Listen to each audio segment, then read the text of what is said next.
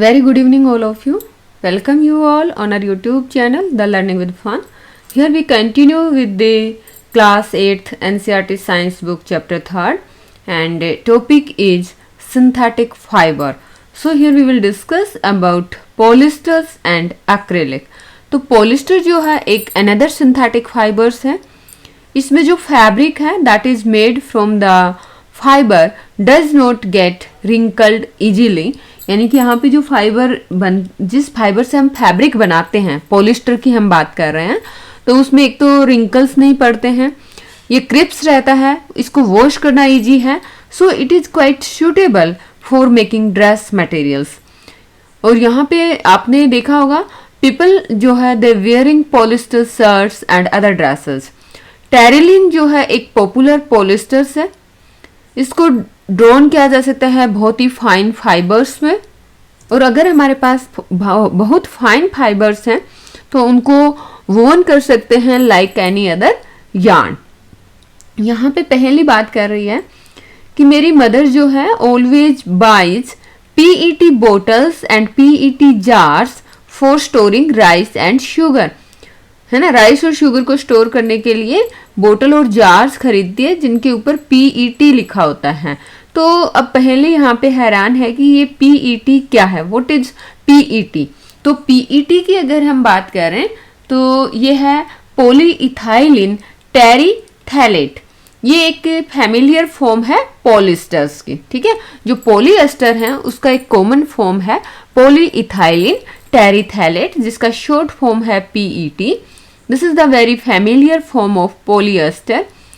अब ये जो पीईटी है इसका यूज कहाँ कहाँ होता है. It is used for making bottles, utensils, films, wires and many other useful products.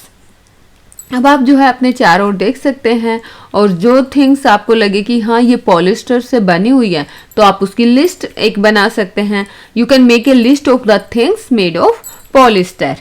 अगर हम पॉलिस्टर की बात करें तो पॉली प्लस एस्टर, ठीक है. पॉलिस्टर जिसको हम बोल रहे हैं this is poly plus ester is actually made of repeating unit of a chemical called an ester, ठीक है. देखो पॉली का मतलब होता है बहुत सारे, एस्टर हमारा एक केमिकल है.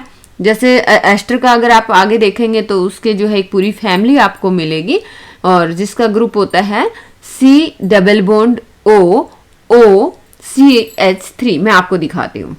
अगर किसी कंपाउंड के अंदर आपको ये फॉर्मूला मिलता है R C double bond O R जो है हमारे अल्काइल ग्रुप है या हाइड्रोकार्बन हम कहें तो इसको हम एस्टर बोलते हैं. तो जो बहुत सारे, पॉली का मतलब होता है बहुत सारे, एस्टर आपका एक केमिकल है, तो बहुत सारे एस्टर आपस में जुड़ के एक नया मॉलिक्यूल बनाते हैं, और ये एक रिपीटिंग यूनिट होती है, ठीक है. एक केमिकल सब्सटेंस की रिपीटिंग यूनिट होती है जिसको हम बोलते हैं पॉलीएस्टर. तो कौन से केमिकल की? एस्टर की. जो एस्टर्स हैं these are the chemicals which gives fruits their smell, यानी कि हमें फलों में जो स्मेल आती है वो किसकी वजह से आती है? एस्टर्स की वजह से आती है. अगर आपने कई बार फैब्रिक्स के नाम सुने होंगे कि जैसे पॉलीकोट है, पॉलीवूल है, टेरिकोट है, तो इसका मतलब क्या है कि आपके जब अगर आप ध्यान से देखेंगे तो जैसे पॉलीकोट है, पॉलीकोट में दो तरह के फाइबर्स हैं. एक तो आपका आ गया पॉलिस्टर और दूसरा आ गया कॉटन, क्योंकि देखो पॉलीकोट है ना, तो पॉलीकोट जो है मिक्सचर है, पॉली से आपका बन जाएगा पॉलिस्टर और कोट से बन जाएगा कॉटन. सिमिलरली अगर आपने पॉलीवूल सुना हो तो पॉलीवूल में भी दो फाइबर्स मिक्स हैं, एक है पॉलीएस्टर और दूसरा है वूल. अच्छा, जैसे सर्दियों में हम स्वेटर्स पहनते हैं, शॉल्स यूज करते हैं, ब्लैंकेट्स यूज करते हैं. We wear sweaters and use shawls and blankets in the winter. So अगर आप देखोगे कि many of them are not actually made from the natural wool although they appear to resemble the wool. तो इसका मतलब क्या है? एक्चुअल जो नेचुरल वूल है उससे ना बन के इसका मतलब क्या है कि सिंथेटिक फाइबर से बनाया है, और ये वो सिंथेटिक फाइबर जो वूल के जैसा दिखता है, इसका नाम है एक्रिलिक, ठीक है. तो अभी तक हमने पॉलिएस्टर देखा जो कि एक सिंथेटिक फाइबर है. अब हमने एक दूसरे फाइबर की बात की जो कि सिंथेटिक फाइबर है, वूल के जैसा दिखता है, इसको हम बोलते हैं एक्रिलिक. अब अब ये एक्रिलिक यूज क्यों करते हैं? क्योंकि जो हम नेचुरल सोर्सेज से जो हमें वूल मिलती है वो काफी एक्सपेंसिव होती है, जबकि जो हम कपड़े एक्रिलिक से बनाएंगे, एक्रिलिक हमारा सिंथेटिक फाइबर है, जबकि जो कपड़े हम एक्रिलिक से बनाएंगे दे आर रिलेटिवली चीप और they are available in a variety of the colours. जो सिंथेटिक फाइबर्स हैं दे आर मोर ड्यूरेबल और अफोर्डेबल होते हैं, which makes them more popular than natural fibres. क्योंकि नेचुरल फाइबर्स, नेचुरल जो चीजें होती हैं उनकी एक लिमिट होती है, उनका एक कॉस्टली प्रोसेस होता है, तो वो क्या है काफी महंगे रहते हैं, क्वाइट एक्सपेंसिव रहते हैं। जो सिंथेटिक फाइबर्स हैं वो कंपैरेटिवली चीपर रहते हैं।